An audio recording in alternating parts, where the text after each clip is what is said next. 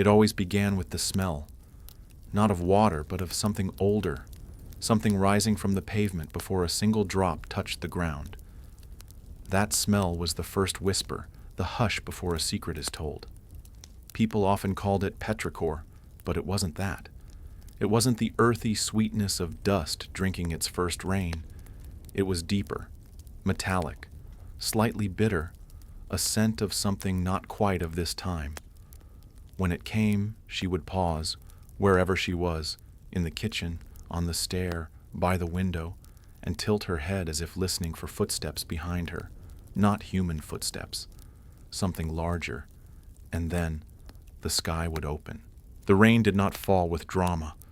It never lashed or roared or swept sideways with the violence of storms. It arrived gently, like silk unraveling in the air. The streets outside would blur, not because of the volume, but because of the shift in light. It was as though the city had dimmed its own lamps and drawn curtains across the world. In that moment, if you looked carefully, you would notice something change. The edge of a building that hadn't been there before. A corner turning in a direction it shouldn't. Pavement stones misaligned just slightly, as if the ground remembered a different city underneath and tried, in the wetness, to recall it. She had only seen it once. At least that's what she told herself, but the truth was more complex. You don't exactly see the city beneath the rain. You drift into it, one step, one breath, one blink, and suddenly the angles are wrong. The signs on the walls are in a script you almost recognize but cannot read. There's music in the air, not loud, but close. It seems to come from nowhere, yet echoes from stone. And always, always, the air feels like it's watching. She kept the memory folded tightly in her mind, like a letter never opened but never thrown away. It had happened years ago, on a morning where she had gone out without an umbrella. The clouds had been low, the air expectant. She remembered her reflection in the glass of the bakery, warped slightly, eyes more distant than they should have been. When she turned the corner, she didn't arrive at the usual row of apartments. There had been a canal, narrow, unmapped, lined with houses too thin, too tall, leaning into each other like secrets. A boat drifted past her, slow and silent, with no oarsman. And behind her, the street she had walked was gone. It hadn't lasted. Rain never does. And when the sun came back, as it always does too soon, so did the familiar world. But ever since, whenever it rained, she would stop whatever she was doing. Because sometimes, just sometimes, the corner of her eye would catch a glint of wet cobblestone that didn't belong, a rooftop that curved the wrong way, or the ghost of a canal where only pavement should be. And she would wonder if the city was calling her back. There were rules, of course, though no one wrote them down. Rules whispered between wet gutters and puddles that never reflected the sky quite correctly. She had tried once to follow them, not deliberately, but instinctively. You walk slower when the rain begins. You don't check your phone. You don't step around puddles. You step into them.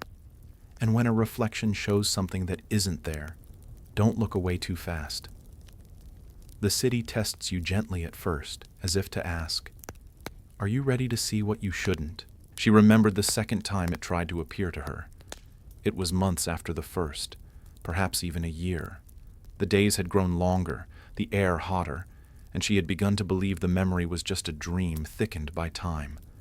But then came an afternoon where the clouds rolled in too quickly, without warning. The street was quiet. The cafe she sat in seemed suspended in a moment that didn't belong. Conversations dropped in volume. The barista moved slower than before. A drip from the ceiling, unnoticed by all, began to rhythmically fall onto a napkin.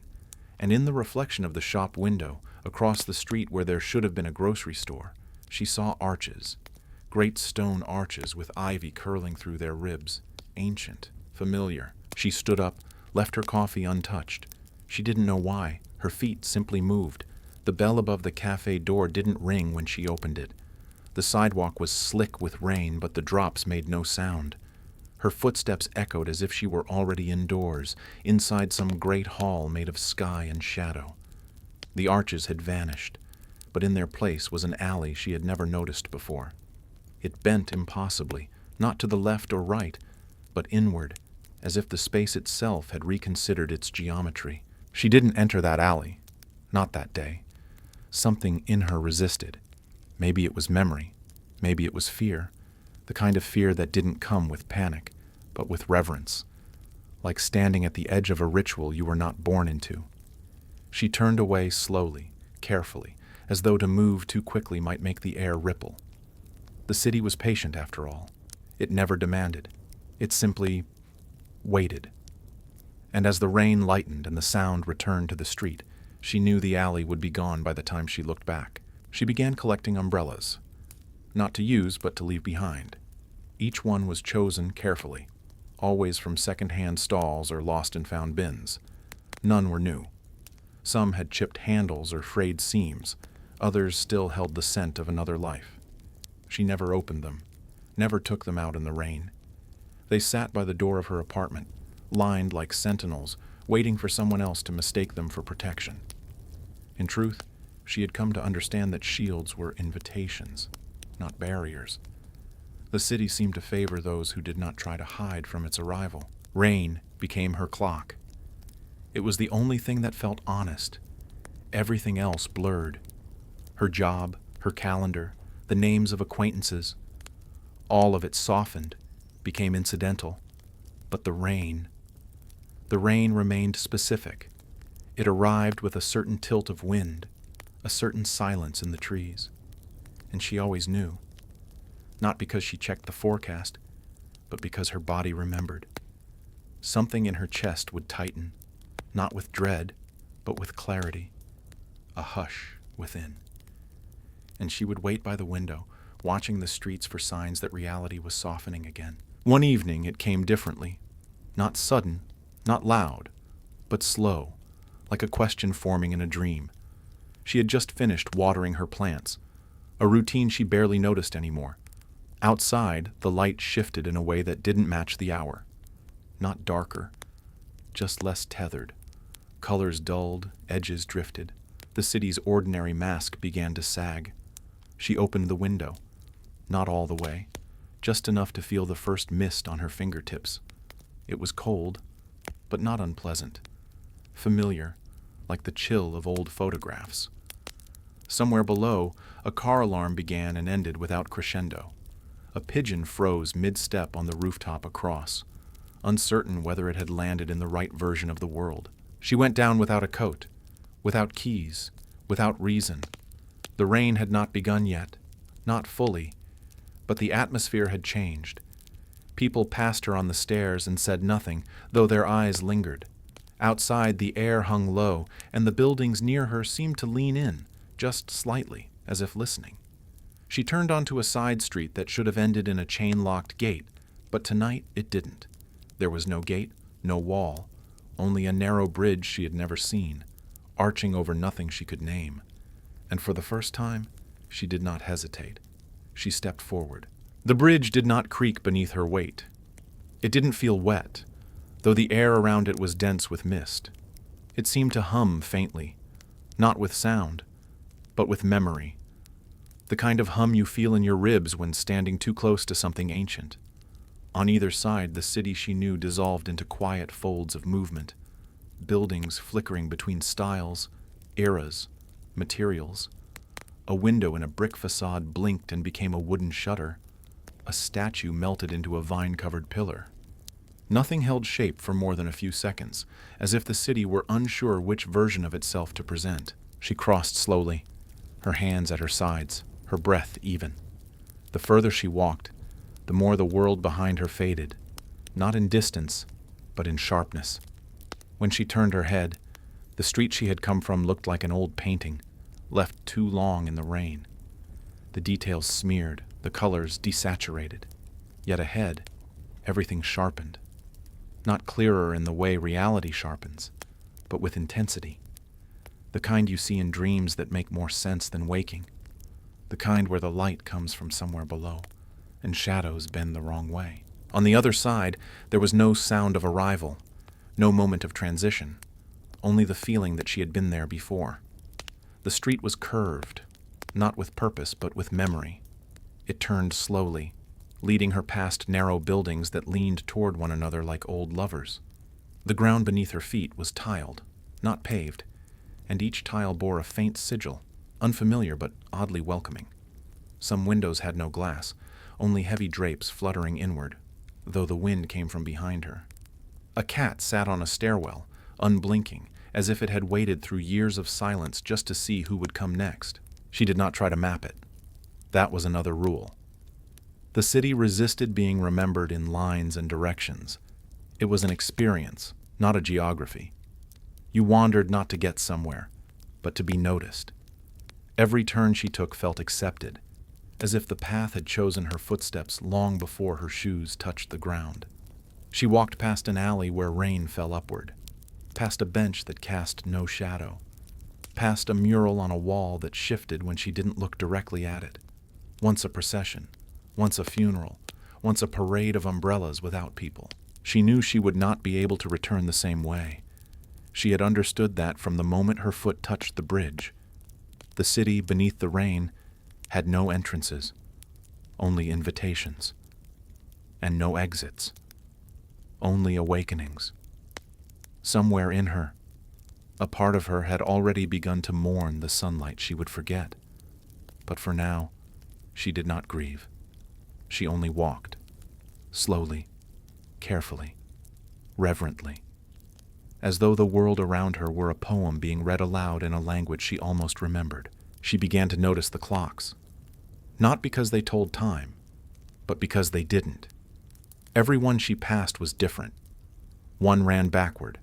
Another had no hands, just a slowly pulsing shadow behind the glass. A third ticked audibly, but the numbers on its face were in a script she had never seen, yet felt sure she could once read. Time here was not linear. It pooled in corners, clung to door frames, seeped from bricks.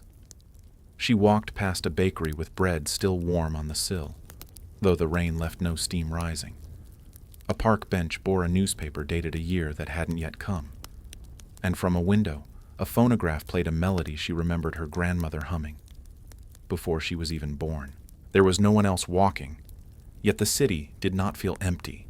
Presence hung in the air like humidity. She felt watched, but not in a sinister way. It was more like being read, as if the rain, the stones, the buildings themselves were leafing through her memories, not to judge, not even to understand, only to acknowledge. And the more she let go of her past shape, the more the city shaped around her.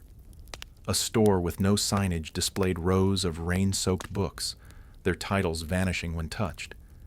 A stairway led downward into a reflection rather than a floor. She didn't descend, but she stood for a long time, watching herself watch herself. Somewhere behind her, bells rang, not from a tower, but from within the rain itself, low, resonant, slow, as if each chime was a breath drawn in the lungs of a sleeping city.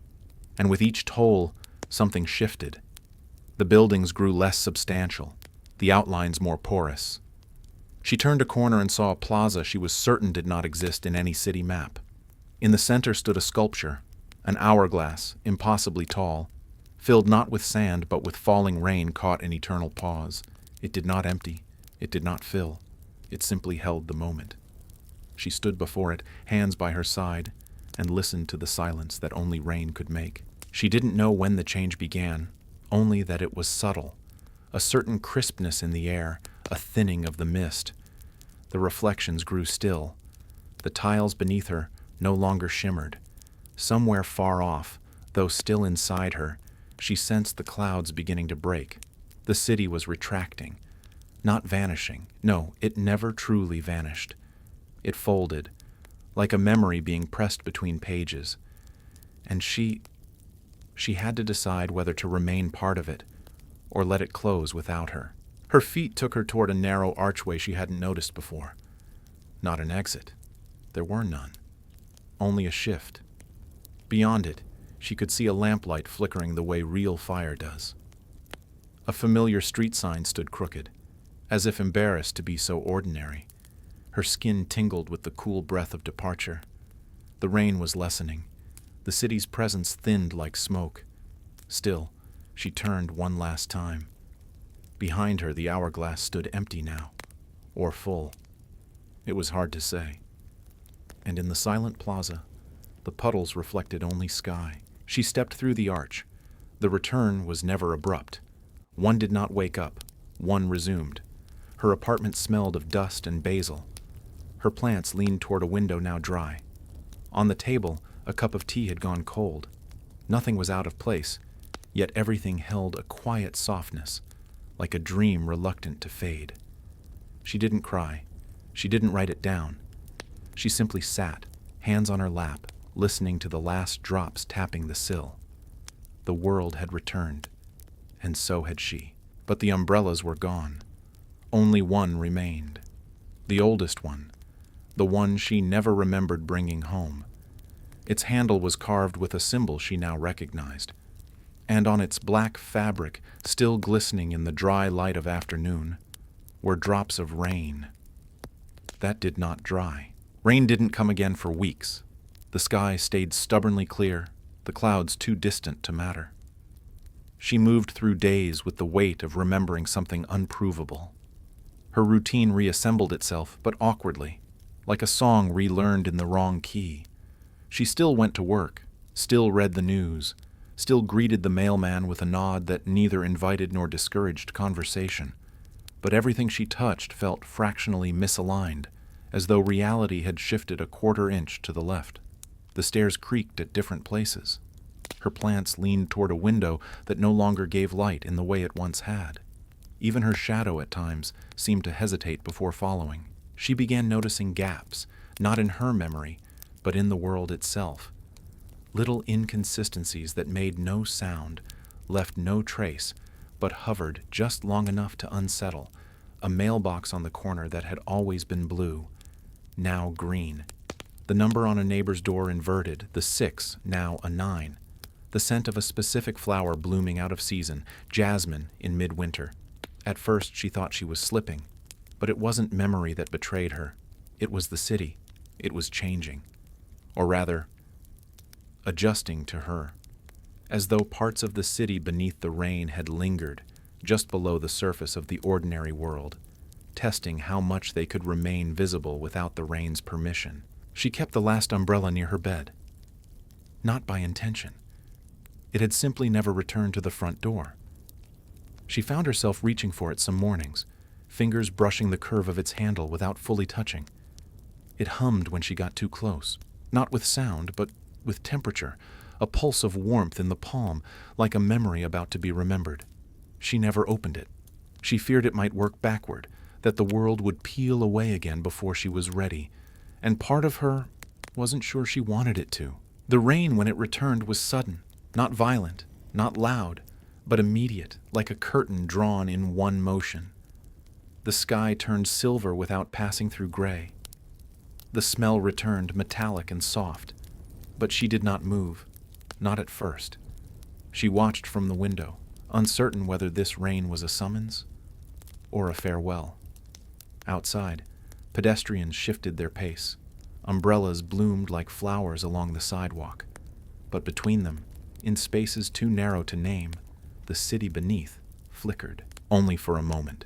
A puddle in the wrong place, a wall too smooth, a rooftop reflected where none should be. She stood, finally, slowly. She did not grab a coat. She did not lock the door. She left the umbrella where it was, face down on the floorboards, its shadow angled like a compass needle. And this time, she would walk until it found her first. The city greeted her like a place that remembered being forgotten. It didn't rush to reveal itself. It arrived in fragments, scattered like coins tossed into shallow water, visible, but distorted. The bus stop across the street leaned just slightly backward, casting a shadow that extended in the opposite direction of the sunless sky. A lamppost blinked out and returned with a different design, ornate and older. She turned down a familiar street and found it elongated, each building stretched thinner than its memory.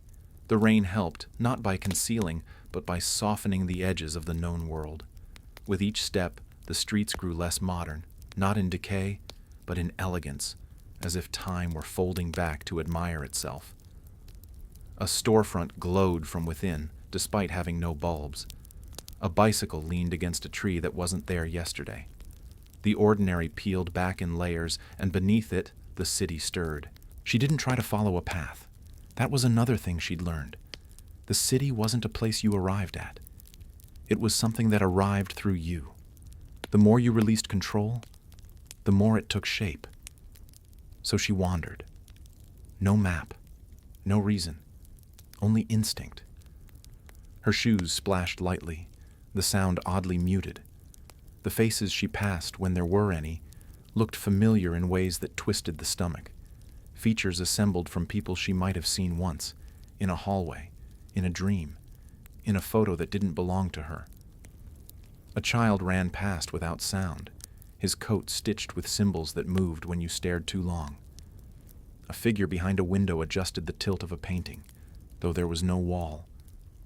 And all around, the structures breathed, not with air but with presence. Buildings leaning toward her, withdrawing slightly when she turned her head, like animals unsure whether to approach. At the end of one narrow lane, she saw it again. The bridge. Not the same, but familiar. It hovered above nothing. Below, only reflection. She stepped onto it with less hesitation this time, and with more reverence. The boards beneath her feet shimmered, not with wetness, but with memory. She was not alone on the bridge. Far ahead, a silhouette stood still, facing away, cloaked in the same rain that covered her. It did not move. It did not beckon. But something in her knew it had always been there. A sentinel or a version of herself, long paused. She did not approach. Instead, she walked slowly along the edge, letting the city notice her again. She passed arches that opened and closed like blinking eyes, a fountain that flowed upward, a spiral staircase that led nowhere but still invited ascent. And when she reached the far end of the bridge, the city beneath no longer flickered. It had settled now, fully formed, waiting. The road that greeted her now was wet, but not from rain. It seemed soaked from something deeper, as if history itself had been poured onto the pavement. The stones under her feet glistened, not with water, but with a sheen of old memory, like the surface of an object, long buried then suddenly exhumed. She passed under an arch that wasn't there seconds earlier, and the air changed. Warmer, heavier. The scent was not just rain anymore. It had grown more layered, like the smell of old books soaked in wine, of wet copper, of a room just emptied of music. She walked slowly, the silence thickening around her, not oppressive but ceremonial, like entering the nave of a forgotten cathedral. The buildings around her leaned closer now, as if the city itself were trying to hear her thoughts. A paper lantern swung from a doorway she hadn't seen before, casting moving shadows on a brick wall that didn't belong to any structure she could name. It beat slowly in the windless air, keeping time with something internal. She turned a corner and found a square, a perfect square, symmetrical in a way that no real city allows. In its center, a shallow pool stretched wide and still. It wasn't filled with water, but with a mirror-like substance that responded to neither wind nor gravity. She approached it carefully, aware of the rhythm of her footsteps now echoing without delay. When she stood before the surface, it did not reflect her face. Instead, it showed her silhouette, not the one she wore now, but a dozen of them layered behind, taller, shorter, older, blurred by time. Some faced her, others turned away. None moved. She knelt slowly and placed a hand near the edge of the pool, but did not touch. The surface rippled anyway, as if sensing her nearness. Across the water she saw a figure seated at the edge. Herself, but not. The woman mirrored her movements with a breath's delay, and then turned to look somewhere behind her, into a space she couldn't see. When she stood, the reflection stood too, but didn't follow. The path forward sloped downward, subtle and smooth, leading into what looked like an underground passage but felt more like a dream collapsed into form. The air grew cooler but never cold, and the walls, if they could be called that, were not made of stone or wood, but of something translucent and softly glowing. Patterns moved inside them, faint and pulsing, like distant lights beneath a frozen lake. She walked slowly, her fingers grazing the surface, which gave slightly under her touch, like old parchment. As she moved deeper, the passage widened, curving into a circular chamber lit by nothing visible. There were no doors, yet the chamber breathed. She could hear it, not with her ears, but with her ribs. The place didn't hum, it exhaled. In the center stood a pillar, tall and slender, with inscriptions carved in spirals. She couldn't read them, but they weren't meant to be read. They were meant to be remembered. As she circled the pillar, the markings rearranged themselves, not literally, but in meaning. She began to feel them align with thoughts she hadn't spoken in years. A name she forgot she once whispered. A lie she once told that had grown into truth through repetition. The chamber held those things gently, not to accuse, not to restore, but simply to preserve. The city, it seemed, was not interested in identity as a stable concept. It cared only for residue, for what lingered after names were washed away. When she left the chamber, the city above had shifted again. The rain still fell, but now it fell upward too. Tiny droplets rose from puddles, returned to the sky in thin, graceful spirals, vanishing before they reached cloud. She blinked, and the ground beneath her feet shimmered between cobblestone and tile. For a brief moment, she thought she saw her own apartment door at the end of the street, but when she took a step toward it, it folded into itself and became only a wall of vines, thick with dew and the scent of something flowering too late in the season. She wandered without map or intention now, following corners that should not have existed, crossing thresholds that offered neither resistance nor welcome. She stepped into a narrow colonnade where pillars rose too high to be structural, each one carved with unfamiliar constellations that blinked faintly when passed. Between them, strands of light hung like thread, shifting slightly as if moved by breath, though no wind came. She moved delicately, aware that some paths were not meant to be walked in haste. Ahead, a staircase descended, not into darkness, but into a soft, amber glow.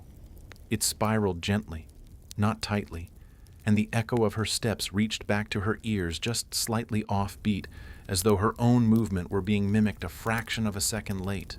At the bottom, she found a room without walls. Only the idea of a room, marked by the curve of the floor and the suggestion of ceiling. In its center, a chair sat beside a small table, and on that table a glass orb filled with what appeared to be falling rain, but frozen, caught mid-motion. She picked it up.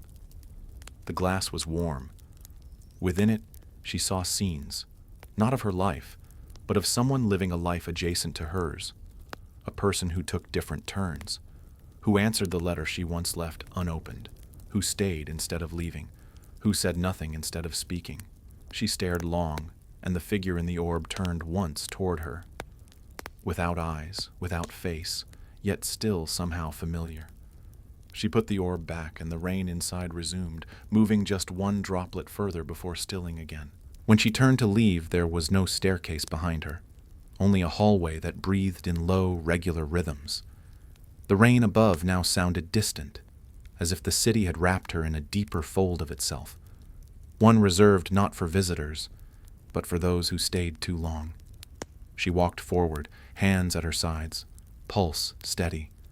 Somewhere above, in a different version of the day, a window in her apartment trembled slightly, but here, underground and between hours, only the city moved, and she moved with it. She emerged again into open air, if it could be called that.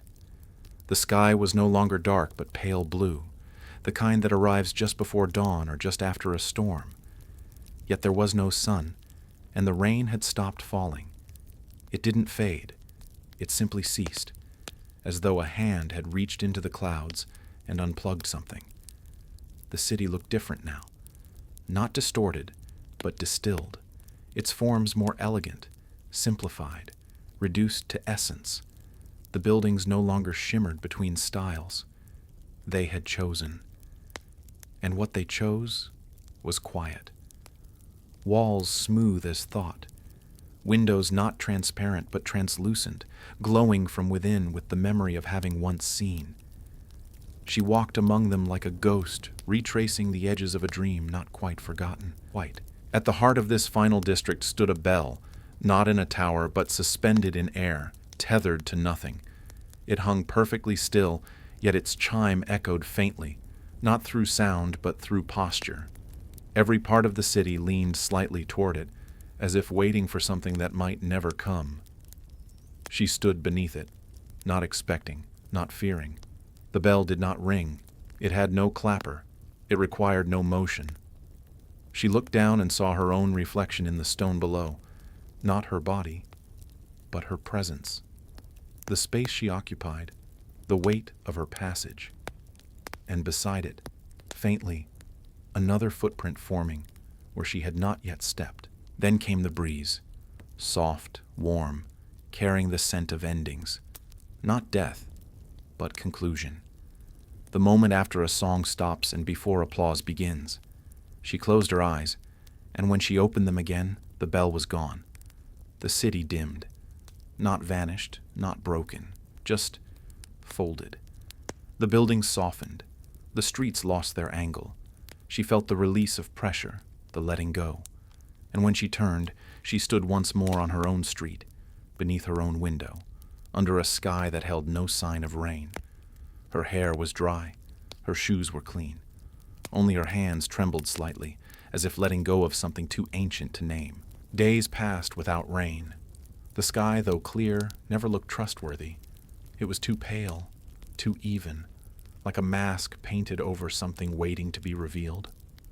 She moved through her life with careful rhythm, not out of fear, but preparation. Everything ordinary felt temporary now. The furniture in her apartment seemed arranged for someone else. The clocks ticked too softly. The fridge hummed in irregular patterns, as though trying to communicate in a language she had almost learned. Outside, traffic came and went, but she no longer trusted streets to lead where they used to. Sometimes she would walk for hours, not to find the city, but to let it know she was available. Rain didn't fall, but once she saw a puddle where there should have been none, on a dry sidewalk, beneath an unbroken sky. She paused, but did not step in. She understood now. The city did not require weather, only readiness. She began to see faint overlaps in places that once felt solid. A brick wall near the pharmacy flickered when viewed from the corner of her eye, revealing behind it the ghost of an arch she'd walked under before. A parking meter rang with a tone she'd heard in the Bell Plaza, though it hadn't made a sound. Her reflection in the train window once showed her blinking too slowly, then too fast. None of it frightened her, but it exhausted something in her, the part that needed the world to stay put.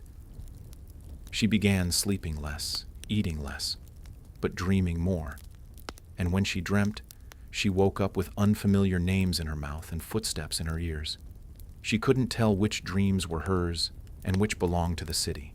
It was a Tuesday when the sky changed again, not into storm, but into memory. It turned the color of old linen left in a drawer too long, and the air grew still. She stepped outside not to wait, but to be found. There was no rain, only the smell of it, not on the wind, but in the concrete itself. She walked to the end of her block where a row of trees had always stood, and found instead a colonnade of archways, tall and mismatched.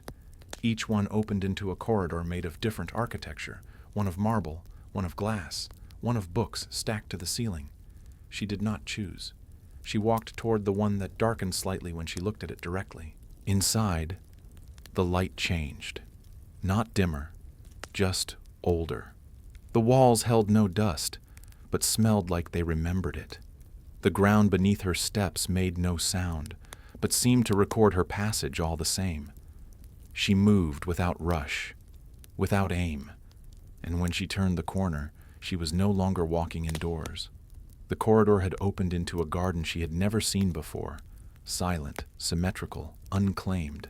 At its center stood a single bench beneath a weeping tree. It was not raining, but the leaves of the tree dripped constantly, as though drawing water from a sky she could not see. She did not sit immediately. She stood before the bench, as though waiting for permission from the tree, or the garden, or whatever force remembered how she had last left. The grass around her was soft but precise. Each blade swayed at a slightly different rhythm, as though dancing to an orchestra buried deep in the soil. The sky above could not be seen. It was blocked not by clouds, but by the idea of sky itself, as though the city had drawn curtains between her and the rest of time. Finally, she lowered herself onto the bench. The wood was damp, but not from rain. It felt like breath. And as soon as she sat, the garden shifted. It did not change all at once. A branch realigned. A path behind her straightened. The dripping slowed and grew musical, then arrhythmic again. She looked ahead and saw not another path, but herself, seated at a distance, slightly older, eyes closed. The figure mirrored her posture precisely, except the expression was different, calmer, wiser, a little tired. She blinked, and the figure vanished, replaced by an archway covered in ivy, leading nowhere. The air felt denser now, filled with thought. This was not a garden for growing things. It was a garden for remembering. Things that hadn't happened, but might have. She rose, not because the vision startled her, but because the bench had begun to forget she was sitting. It no longer dipped under her weight. The leaves above slowed their dripping. She walked toward the arch, brushing aside the ivy that didn't resist her hand. Beyond it was a staircase made of fog, solid enough to hold her weight, but soft enough to move beneath her. She ascended, and with each step, the air behind her folded away. The city did not allow revisiting, only continuing. At the top of the stairs, she reached a platform where nothing stood but a single door. No frame, no handle, no hinges, only presence. She stepped through. The space beyond the door had no orientation. There was no floor, though she walked, no ceiling, though something pressed downward like atmosphere. The horizon was both near and infinite, a loop of soft color like bruised fruit. She stood in the middle of nothing and everything, and the city spoke, not with sound, but with arrangement. Before her, items appeared slowly. A comb, a button, a folded piece of paper with a stain shaped like a star. Each one hovered for a moment, then drifted downward and disappeared before reaching any surface. They weren't hers, not really, but they had been touched by her or by someone who once stood in the same place with the same wondering in their chest. She turned, and the space turned with her. No dizziness, only the suggestion of movement without transition. Behind her, a corridor formed, thin, high-walled, flickering between marble and shadow. She walked it slowly, aware that the city was listening now, and that silence was her offering. Each step she took left a faint afterimage, a luminous echo that lingered a second longer than it should. The corridor led to a door, not like the first, but wooden and small, familiar in its ordinariness. She pushed it open and found a room that could have been hers in another version of life. A desk, a window, a lamp with a crack down the side. On the desk, an open journal. She approached, knowing what she would see before she saw it. The pages were blank, but the lines had been written, not with ink, but with pressure, as if thoughts had pressed themselves directly into the paper. She placed her hand on the page and felt the warmth of her own handwriting, though she could not read the words. She closed the book gently, and the lamp turned off. When she stepped outside again, the city had turned to dusk. Not evening, but the moment before light decides. The buildings around her were still, casting shadows that didn't belong to them. One leaned east but shadowed west. Another had no shadow at all. The streets had narrowed, and the stones beneath her feet now bore sigils, symbols that pulsed faintly when she passed. She walked without looking at them too directly. Some knowledge, she sensed, only rooted when not chased. A market had unfolded to her right, but no stalls had vendors. Items floated quietly, suspended in threadless netting, fruits with no names, fabrics that shimmered between solid and liquid, books that whispered as they turned their own pages. She passed through, not touching anything. Her presence felt expected but not required. A child ran past, barefoot, holding a kite made of clock hands. It spun once in her direction before disappearing behind a curtain of rain that hung like a veil across the next street. She followed, not quickly, but with the patience of someone who had stopped needing to understand. The curtain parted as she approached. Beyond it, the city grew simpler. Less ornament, fewer windows. Shapes became hints rather than declarations. At a corner, she found a wall that curved inward, forming an alcove. Inside it sat a chair facing nothing. She didn't sit. She stood beside it, feeling the pull of pause without the need to rest. The city seemed to nod, and the wall behind her softened. She placed a hand on it. It yielded slightly, like wet canvas, and then retracted.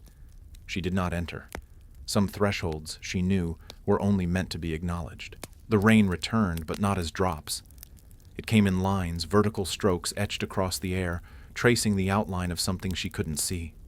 As she walked, the lines shifted, forming temporary columns that dissolved when passed. It felt like moving through a structure that existed only when looked at directly. The sky darkened again, not with clouds, but with the absence of light. The city didn't dim. It quieted. Even her own breath felt borrowed. She found herself in a long hall of doors. Each one was different. Wood, stone, paper, smoke. None had names. None had locks. She walked past them, one by one, until she reached the end, where the final door pulsed gently. It was made of reflection, not mirror, but the sense of being seen. She stepped forward, expecting to see herself, but there was nothing. Only the absence where she should be. She reached out, touched the surface, and for a moment felt as though she were falling upward. When she blinked, she was inside. The room held nothing but a frame, like that of a painting without canvas. It floated slightly above the floor, humming. She stood before it, unsure what it asked of her. Then she realized it wasn't missing a painting. It was the absence that painted. It showed her nothing, but in that nothing, she saw everything she hadn't dared imagine. Not memories, not regrets, possibilities. She stepped back, bowed slightly, and turned to leave. The frame pulsed once, as if to remember her shape. The city began to recede, not with finality, but with courtesy. Streets narrowed behind her. Buildings closed their eyes. Rain stopped falling in one direction, then in the other. She walked with calm purpose, not seeking exit, but allowing conclusion. Her steps slowed as the world ahead grew clearer, edges sharpening, colors brightening, the scent of wet stone fading into the ordinary. She reached the place where the city usually let her go, though it never looked the same twice. This time it was a train station, silent, empty, not abandoned, just paused. A bench, a track, a clock that spun without hands. She waited, not for a train, but for release. And then the air shifted. Behind her, the city inhaled, not to pull her back, but to bless her absence. She stepped forward. The platform dissolved. The bench was gone. The tracks coiled into fog, and she stood once more on a sidewalk beneath a tree that did not drip, under a sky that held nothing. In her hand, a book she had never owned, its cover blank, its pages still warm. She didn't look back. She never did, because she knew now. The city beneath the rain was never behind her. It waited ahead, for the moment when the world blinked just slow enough for her to slip through again. The days that followed did not pretend to be ordinary. The rain did not fall, but its absence was too exact, too symmetrical to be natural. The sky held stillness the way a breath is held before a secret is spoken. She walked through her world with the awareness of someone who had touched something sacred and now saw the mundane as costume. Her apartment still held shape, but its corners were too sharp. The coffee she brewed tasted correct, but not true. The sidewalk still cracked, but the cracks no longer led anywhere. She began tracing the puddles again. Though it hadn't rained in days, they lingered, shimmering at angles that refused reflection. Sometimes they were gone when she looked directly. Other times, they pulsed softly at her feet, as though sensing her readiness. She stopped checking forecasts. The weather no longer spoke in temperature, it spoke in shadows. The city, she now understood, was never behind a veil. It was beside, overlapping, waiting in the spaces where attention frayed, and lately it had started intruding before she even stepped out. Once, her bathroom mirror showed the faint outline of a skyline she'd never seen behind her shoulder. Another morning, her hallway stretched too far before snapping back. She began sleeping in a chair, upright, so the lines between sleep and waking would stay thin. Her dreams did not return to her in sequence. They came as symbols: wet feathers, keys made of ash, staircases that curled into mouths. And when she woke, her hands smelled faintly of rain. It was on a Sunday that she felt the shift again, not as an invitation but a gentle demand. She had not left her apartment that morning. She had not even dressed.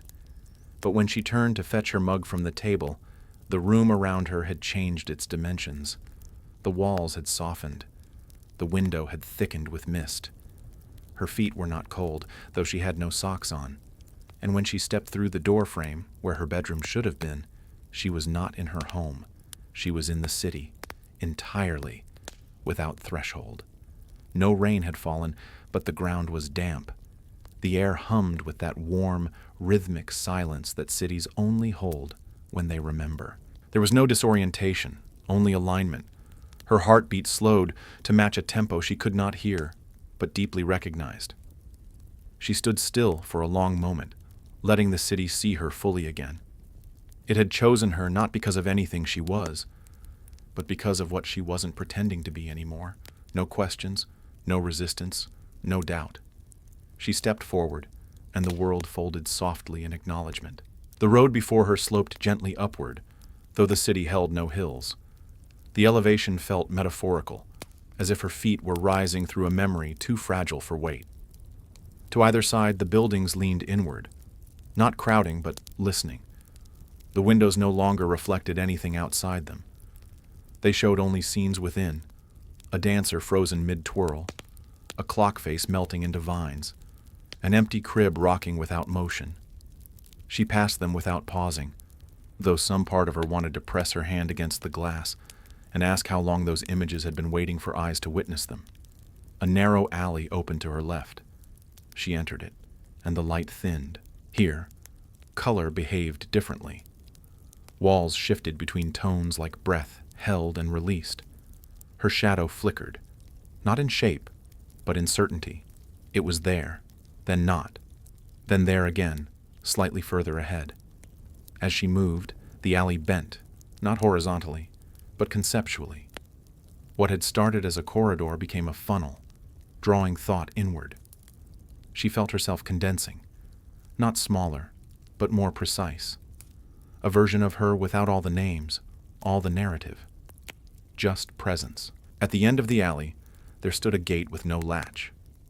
It did not open. It simply parted, as though reluctant. Beyond it lay a circular plaza tiled with hundreds of mosaic pieces, none repeating. In its center, a pedestal held a single object. A mirror, not upright, but flat, like a pool. She approached and looked down, not to see her face, but to see the city's. It stared back, without form, without eyes, but with understanding. The reflection shifted, showing her the place where she'd first entered, then the places she might enter next.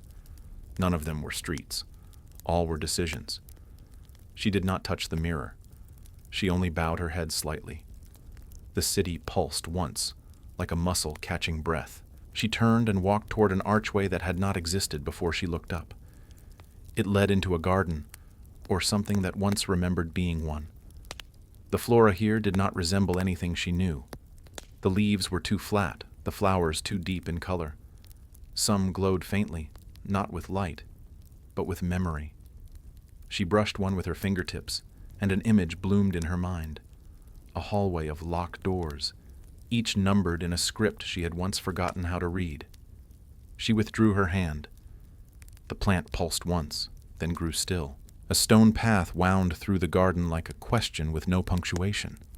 She followed it until it ended at a bench carved from a single block of translucent material. When she sat, the material warmed.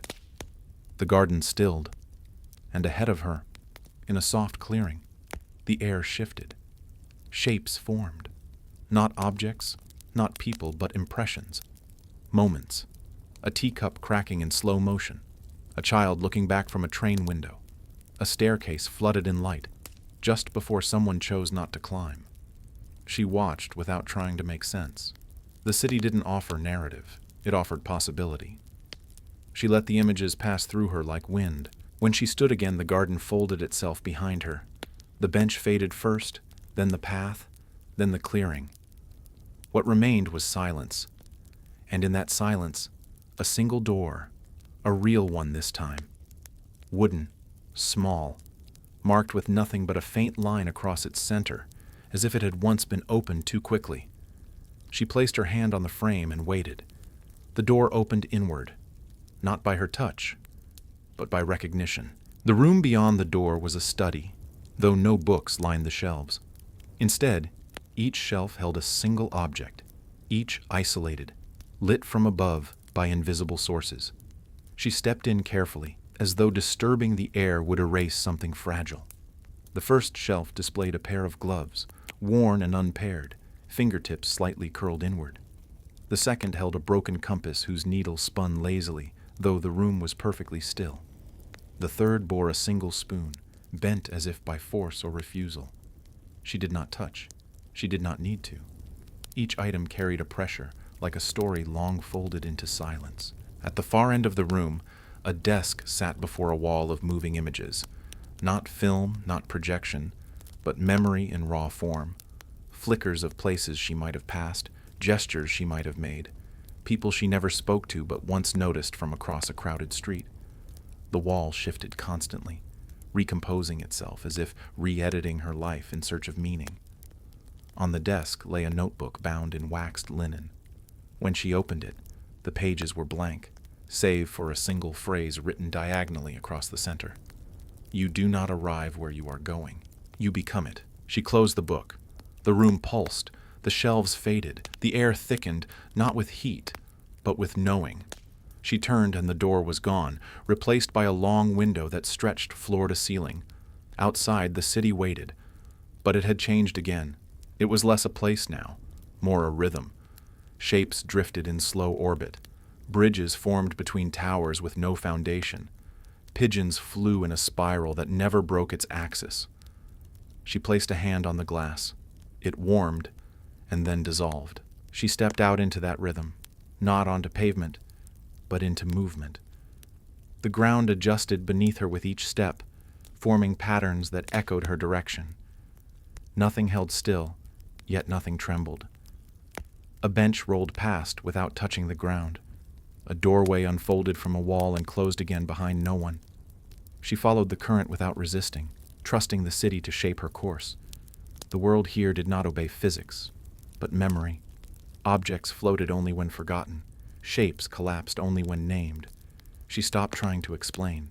Instead, she began to listen, to the way silence bent around corners, to the way the air paused before letting go of sound. A plaza emerged ahead, wide and empty, framed by arches that never fully joined. In its center stood a clock tower, familiar but wrong. The numbers were replaced with symbols she could almost recall. The hands moved not by the hour, but by emotion. At each tick, the sky changed shade. A soft hum radiated from it, like a lullaby without language. She stood beneath it, looking up, not to understand the time, but to remember the shape of moments. A figure passed her, faceless, yet not unfamiliar.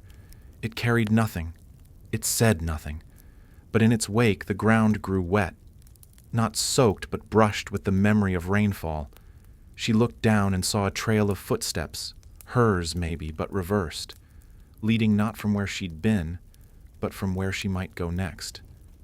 The clock pulsed once, and in that pulse she understood. The city was not showing her anything. It was responding, matching her shape, forming in her silence.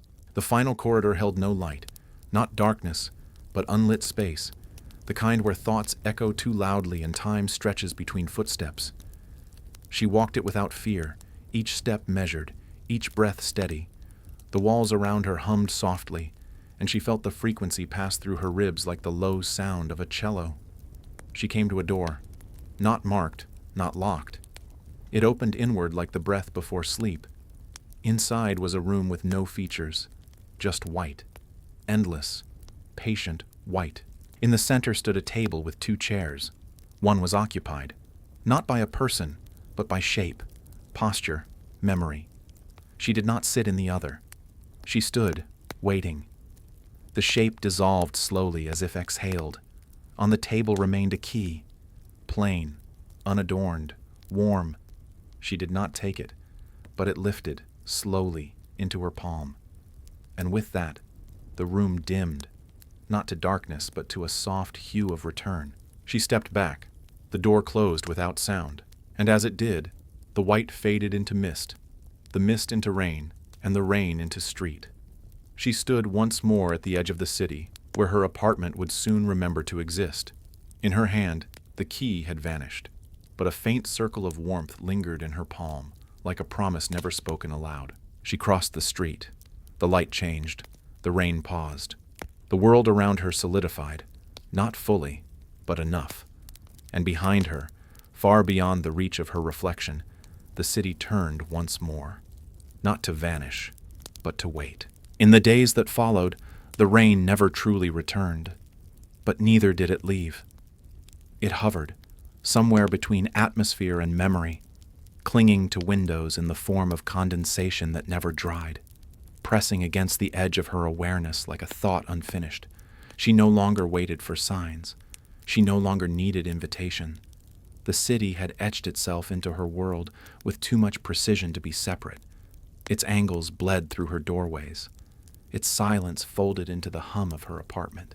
She began to see its shapes not in the sky, but in arrangement, in how spoons lay curved against bowls, in how shadows pooled beneath lamps, in the way strangers crossed the street without stepping where her reflection fell. One night, she lit no lights. She let the dimness settle across her furniture like fog, watching as the outlines of her own life softened. The mirror by the entryway held no image. The books on the shelf shifted order.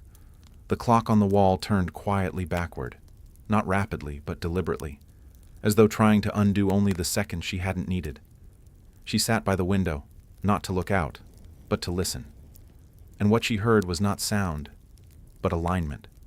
The rhythm of something ancient brushing up against now. Without standing, without moving, she closed her eyes, and when she opened them again, she was walking. There had been no transition, no dislocation, only the sudden knowledge that her feet were in motion, on streets shaped not by stone, but by decision. The city had taken form again, not around her, but through her. She turned a corner and found a hallway that curved into water, not a flood, but a stream held mid-sentence. Boats passed above, floating without ripples, carrying no passengers. Above, bridges hung upside down, their lights twinkling like stars reflected wrong. She passed beneath them, not wondering how, only accepting that gravity here was conversational. It bent politely to memory. She came to a door set into a wall of feathers. They did not move in wind, for there was no wind here, but they breathed, slowly, evenly. She reached out and touched one. It pulsed. The door opened. The room was a library again, but unlike the one before.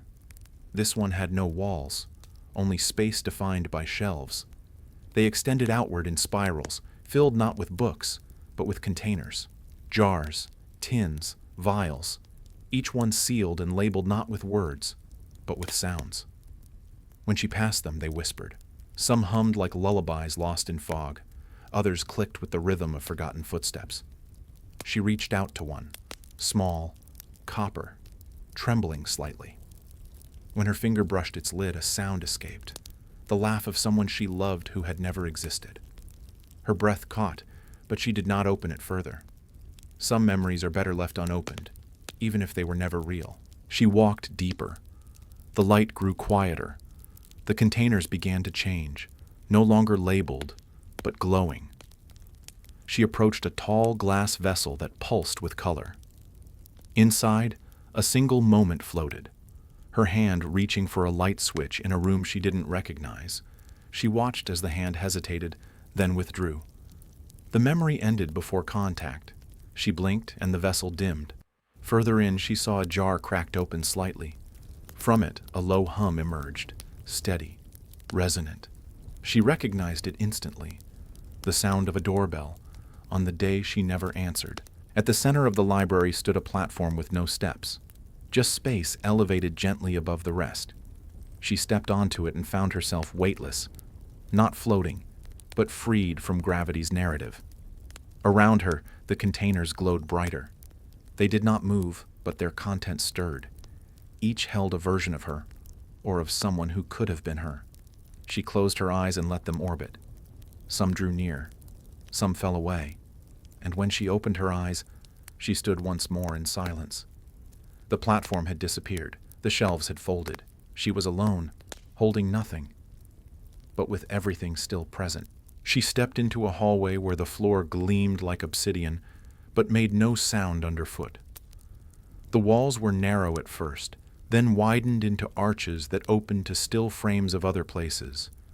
Not paintings, not windows, but pauses in reality. In one, a bus station stood under heavy fog, its benches holding no one but a single pair of gloves. In another, a long dining table stretched across a cathedral, fully set, though no meal had ever been served. She passed each one slowly, not to interpret, but to witness. The city was offering something, not answers, but context. A sense of what else could be real if the right kind of silence was maintained. Halfway through the hall, the arches stopped. Before her now stood a large circle embedded in the floor, formed of concentric rings, each etched with symbols not drawn by hand, but formed by time. As she stepped onto it, the floor did not sink or rise. It pulsed. Her vision softened at the edges. The sounds of the city grew distant, then rearranged. The pulsing quickened to match her breath, or perhaps it was the other way around. And in the center of the ring, an image formed, not with light, but with absence. A doorway that had never opened, a phone that never rang, a letter never sent, all of them overlapping, all of them hers. She closed her eyes. The circle continued to pulse beneath her, each beat shedding one thought she no longer needed to hold, the guilt of forgetting, the weight of never knowing, the sharpness of having once wanted too much. The city was not healing her. It was filing her back into shape, reminding her that shape was never still. When she opened her eyes again, the circle was gone. The hall had changed direction. The light was different, and the only thing left beneath her feet was shadow. The next passage was narrower, more intimate. Its walls breathed gently inward, like a hallway inhaling her presence. Along the sides, old photographs hung, but only from the back. Their images were never visible, just curled corners, faded tape, hints of fingerprints. She walked slowly, brushing the edge of one.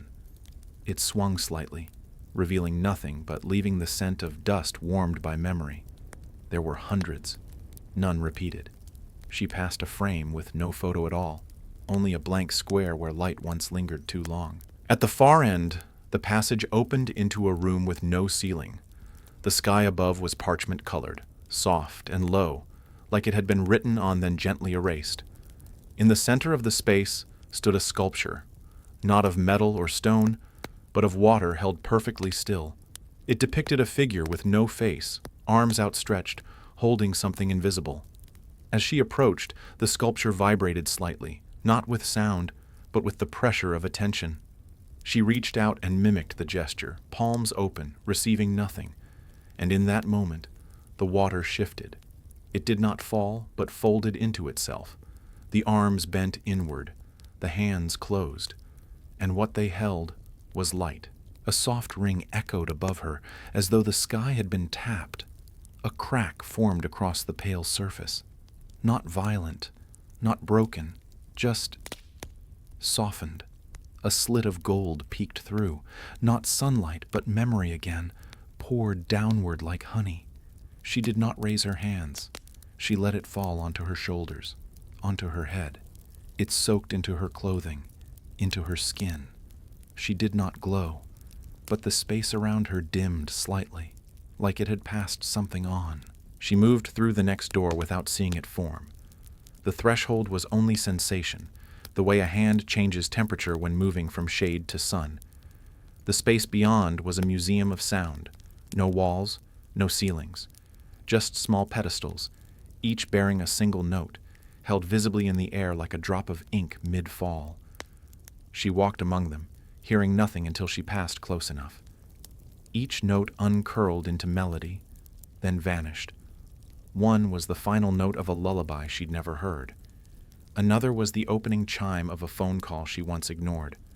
One made her weep, not from sadness, but from recognition, sudden and undeserved. The further she walked, the slower the notes played. Time thickened, or perhaps became honest. She reached a clearing where all sounds ceased. In its center sat a stone circle, shallow and smooth. She knelt, not knowing why, and placed her hand into its center. It was warm, and then it was cold, and then it was everything between. Around her, the city paused again. Not because it waited, but because it listened. A breeze picked up from no direction, the kind that shifts only the smallest hairs, the kind that carries questions too subtle for language. She stayed there for what felt like an hour, or a breath. Then the stone began to recede. The clearing dimmed. The pedestal notes stopped pulsing, and from behind her a new path opened, narrow, steep, and dark. She rose and followed. The time for listening was over. The time for return had begun. The final corridor did not lead upward or downward. It simply bent inward, like the fold of a thought. The walls closed gently around her, not to trap, but to shield. With every step, she felt herself growing quieter, not just externally, but within. The questions that once pushed against her ribs now drifted into vapor. The memories she clung to no longer needed her grip, and the parts of her that had once resisted the city's logic now softened into trust. At the end of the path, there was no door, just a frame of light. It shimmered like reflection seen in a puddle stepped in too quickly.